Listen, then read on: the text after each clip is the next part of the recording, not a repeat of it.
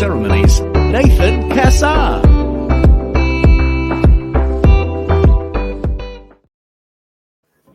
Well, welcome to the episode of season 3 of the Justice Plan TV and podcast show, where we bring you exciting and unconventional wedding experiences and some of the best expert insights around the world.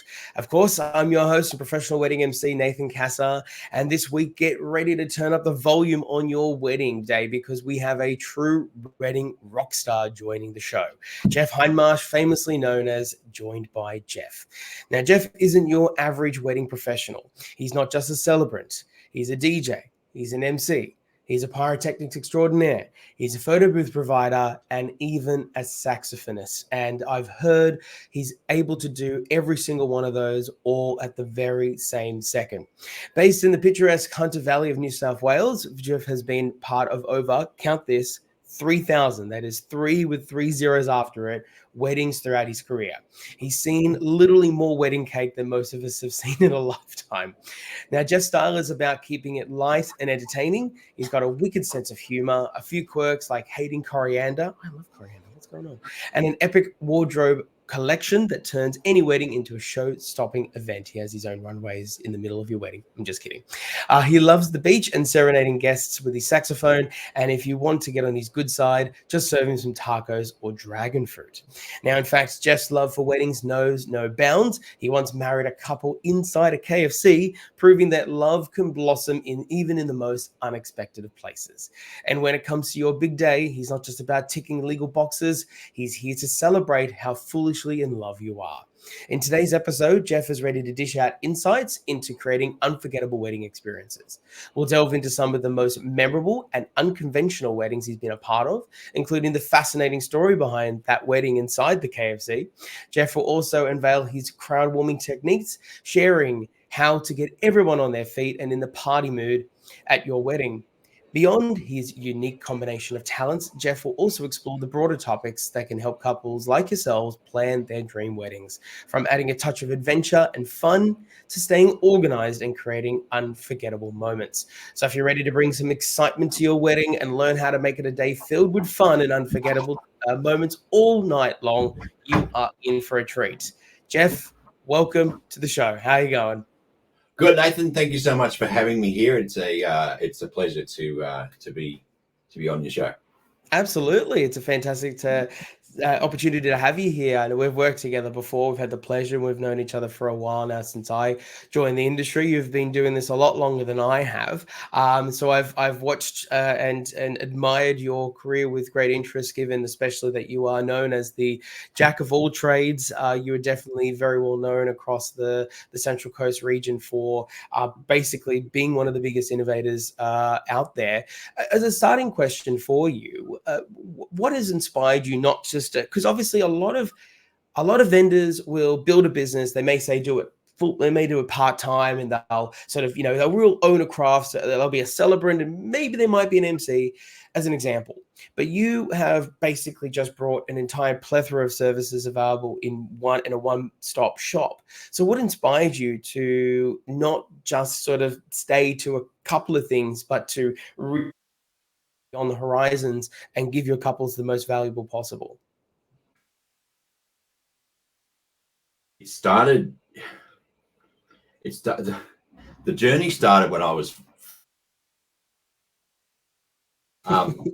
so it started when I was 15, and I DJ work with a mobile DJ company for parties for people my age and things like that. And so I was doing that, and that was fine. And then that kind of progressed into other events, and I was still doing this. I was still going to school, but I was doing this and doing this. Now we're talking about a time that the current liquor laws that we have at the moment just didn't exist. So Jeff here at 16 then started DJing in clubs and things like that, and totally underage. And then that sort of happened, and then there was dance music had always been there. There was a defining moment, or I think a song which changed it changed dance music into, it started the evolution. And so when that happened, off we went. And then By that stage, I was young, but I'd had a few years experience. So that then blasted me into a big world of, DJing at events and festivals and bigger events, things like that. So that's what carried me on and on and on and on and on and on. And so that had always been there. DJing had always been there. I had taken other career paths and things, but it had always been there. So then that led to then understanding and gaining experience from other people about doing MC work and how to use microphones and how to present and as such.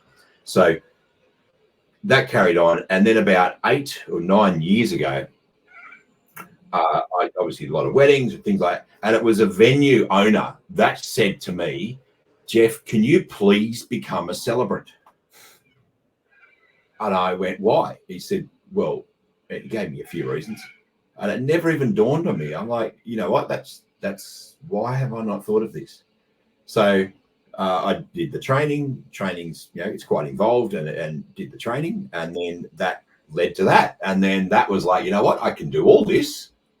So it was kind of a light bulb moment. I don't know why I'd never thought of it, but it was kind of like, oh, I should do this. So I did. And then that then set off the motion of going, hey, I'm like the only celebrant DJ MC out there. Until I caught the attention of another one who's in Melbourne, who's a fantastic operator, and we're good mates now too. But then that carried on. And then it was like, well, what else can I do?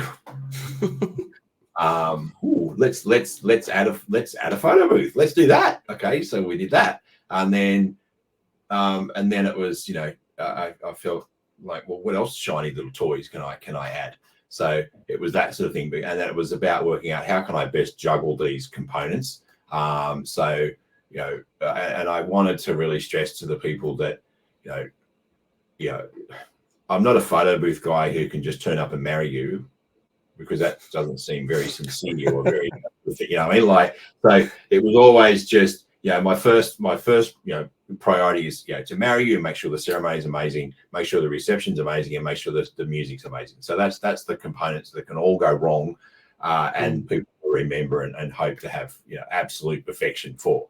So then the other stuff was just the little add-ons here and there. So the more I added, the more people were going, well, hey, you're like the Swiss Army knife of weddings. You can just involve, 6 or 7 different people.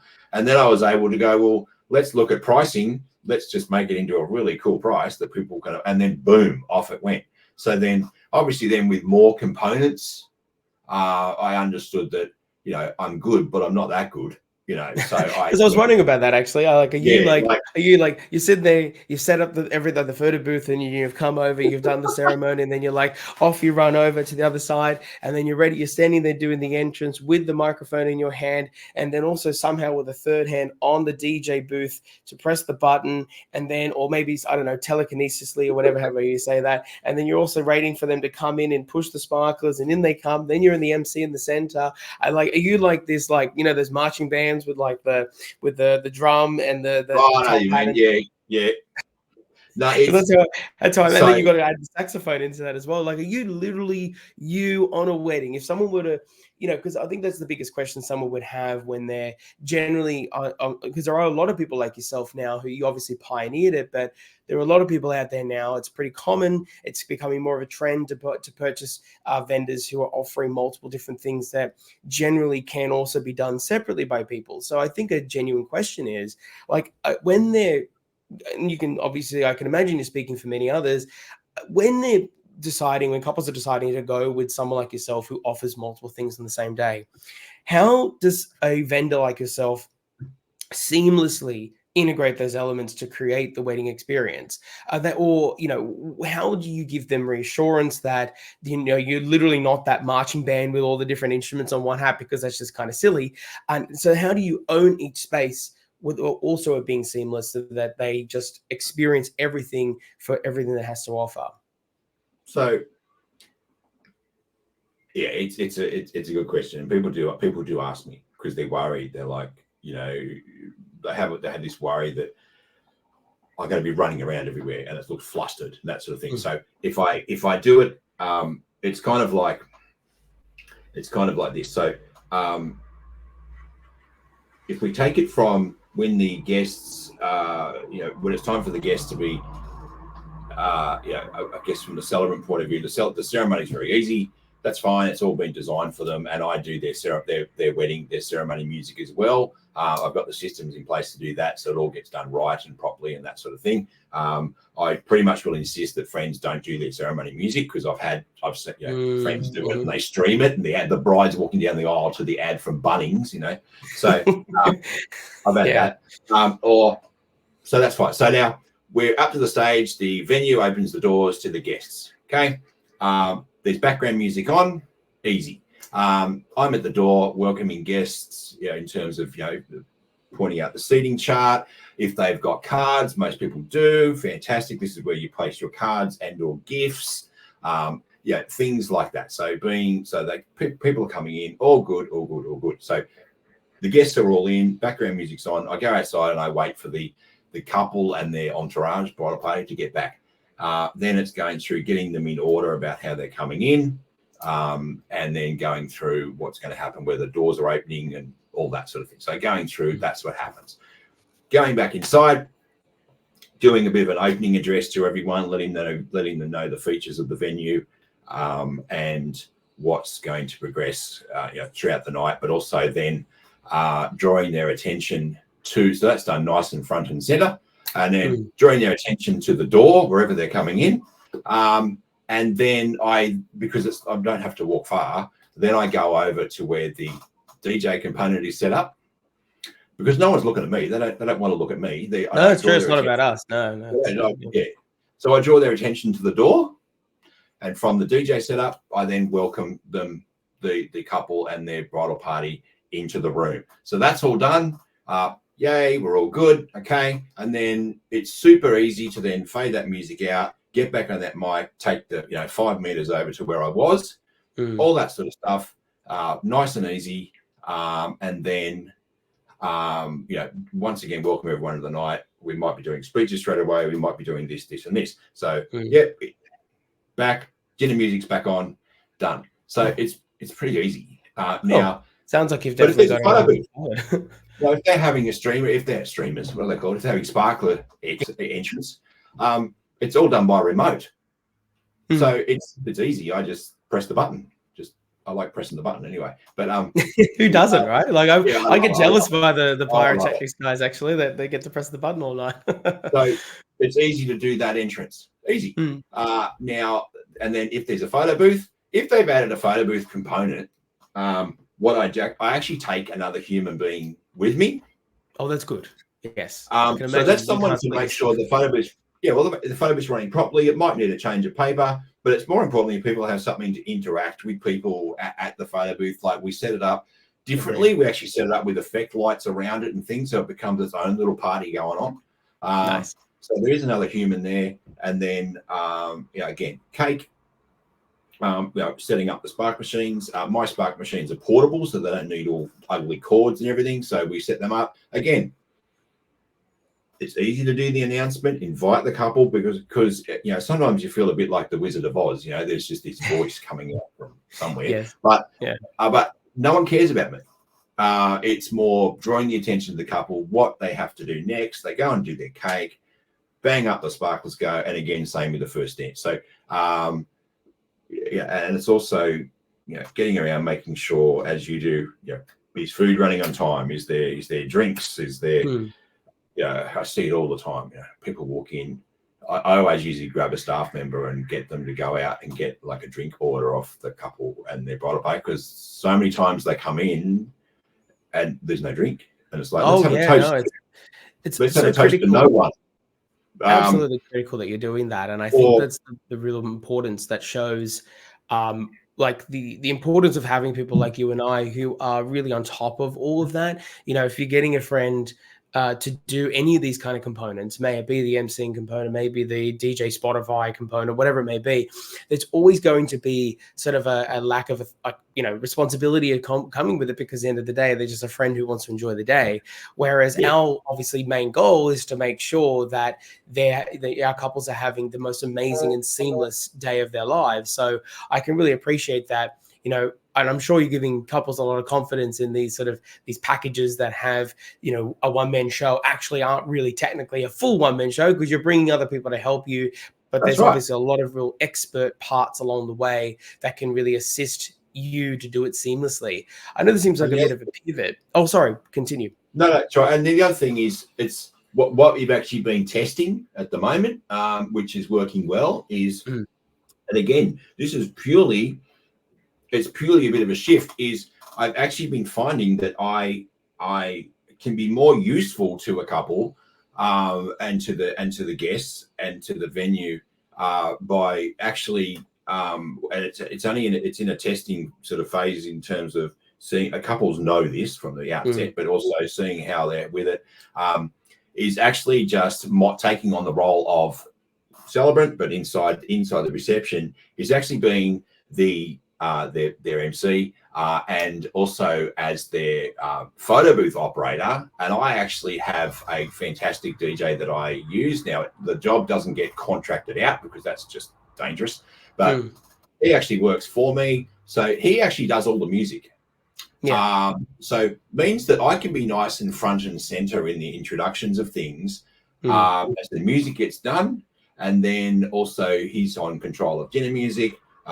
He's got definite understanding of the music the couple want for a bit later on. I'm also then can go, I can be available to get around. I'm not chained to a desk where I've got to change a song every 4 minutes, but I can still make sure, is the volume too loud? Is it not? Is the music tracking okay? Is it the right music? Are we straying too far from where we're supposed to be?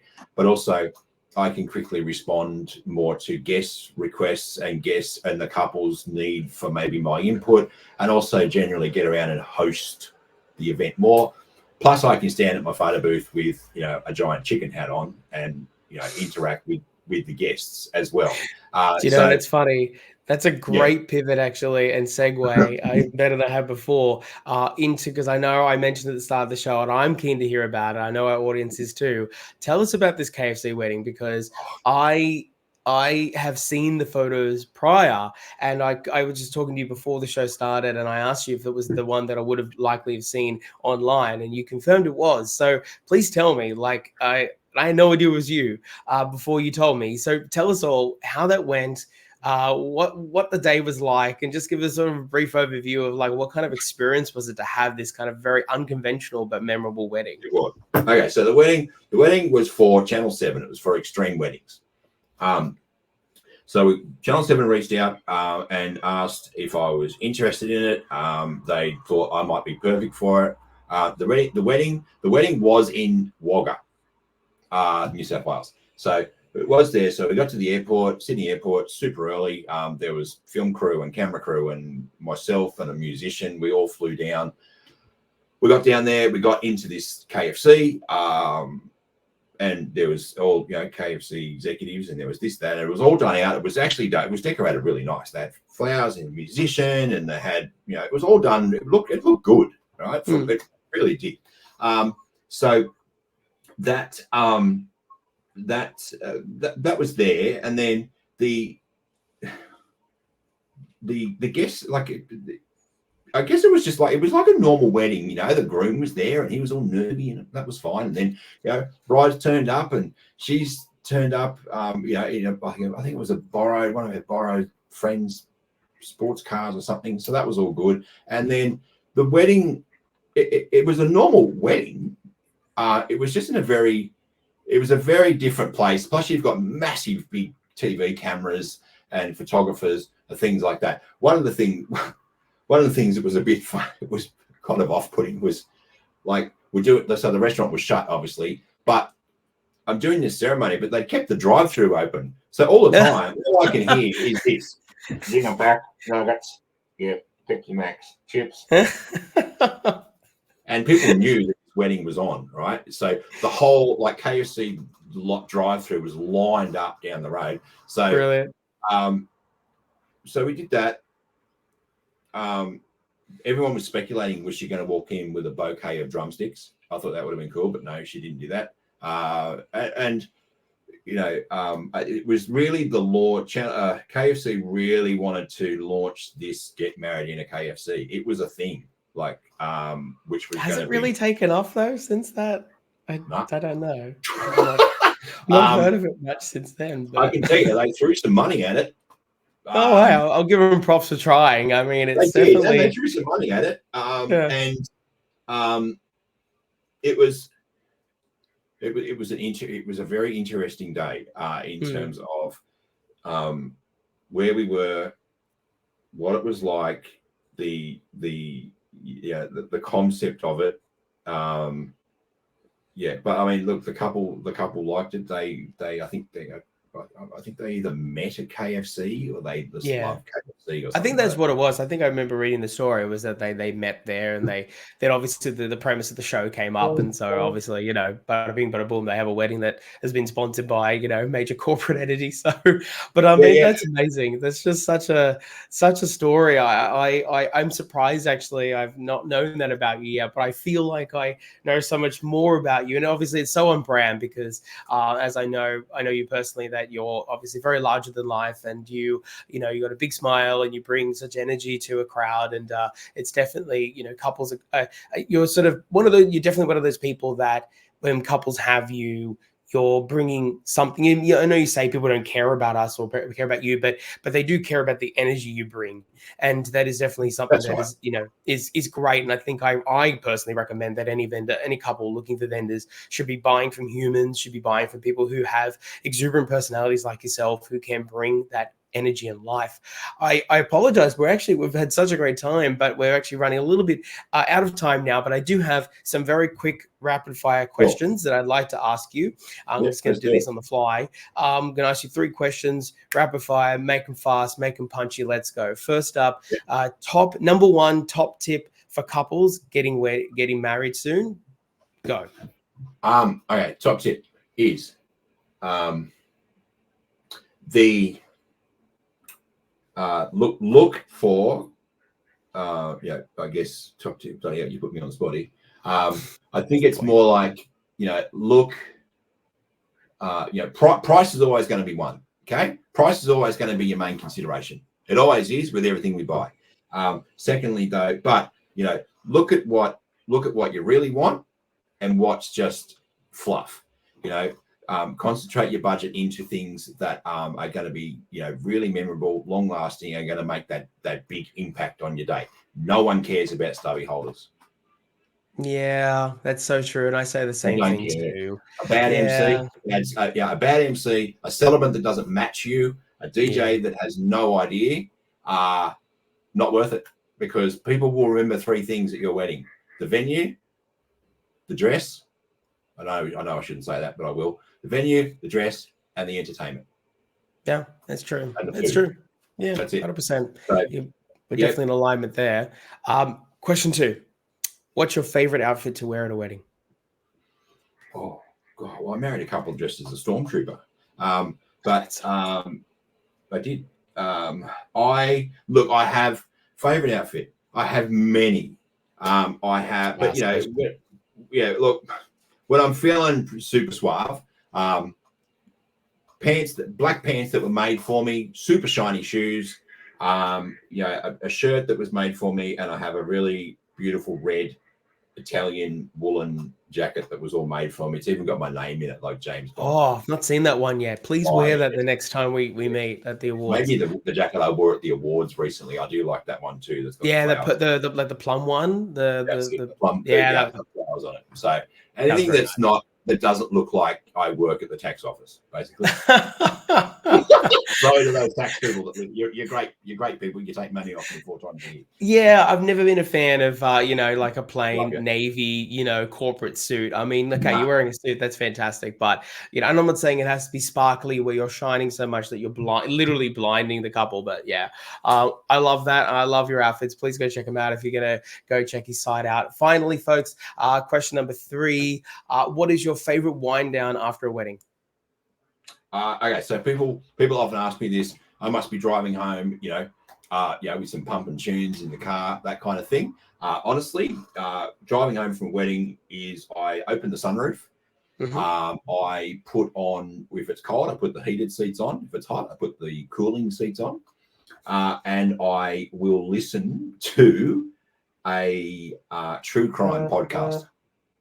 Love that. Which one were you listening to right now? Called it's very good. It's called Case File. Case File. It's a Australian. Oh, I've heard of that. That's a pretty big podcast. It's pretty damn good. Case File. And if you like true crime, there is another one. It's so good I can't remember.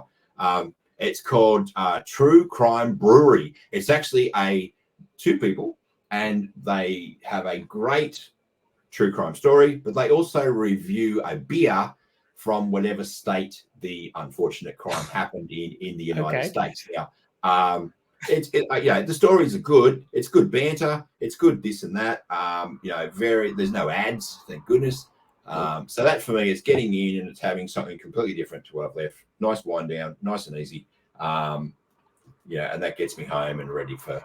Sounds like a lot more exciting than my choice of podcast when I'm back home. It's a US based politics podcast. So definitely we maybe I'm going in a completely other direction of like completely different to the wedding, but I have to check that one out. That is absolutely fascinating. Jeff, it has been a sincere pleasure to have such a titan of industry on the show like yourself. So thank you for gracing your presence and your insights with the audience today. Just very quickly, tell everybody how they can find you. Okay, so Facebook is Joined by Jeff Marriage Celebrant.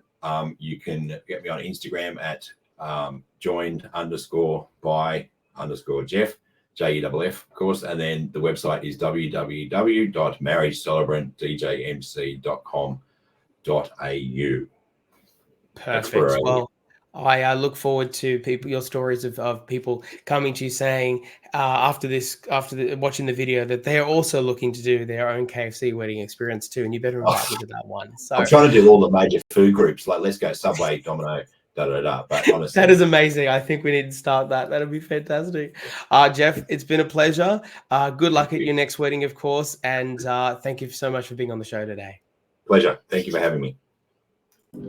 Thank you for joining us for another episode of the Just As Planned Wedding Podcast. Please like and subscribe to let me know that you want more videos just like this one. And of course, please follow us on our socials at Just As Planned Wedding on Facebook, Instagram, and YouTube for more expert insights to help your wedding go just as planned.